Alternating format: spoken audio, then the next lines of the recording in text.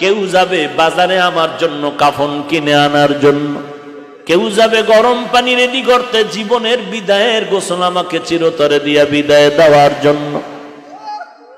এমন এক হালাত হবে রে ভাই, আমার লাশ ঘর থেকে নামায় দিবে আমার মা, আমার সন্তান, আমার স্ত্রী।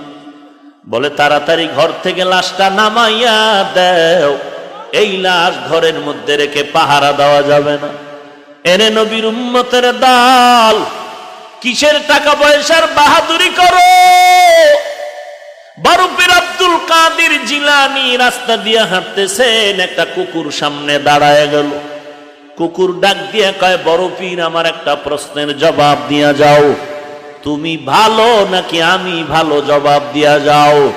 কুকুর কথা বলতে পারে না, ইমানদারের বিশ্বাস আল্লাহ যদি তৌফিক দেয়, শক্তি দেয়, পারে না? পারে না। এত লাশ, এত জানাজা, এত মানুষের কবর আপনি পড়লেন, দেখলেন, এত কিছু আপনারে আখিরাত মনে করাইতে পারলো না? এত কিছু আপনারে কবর মনে করাইতে পারলো না? আস্তাগফির। আহা, আপনি তো বড় পাষাণ।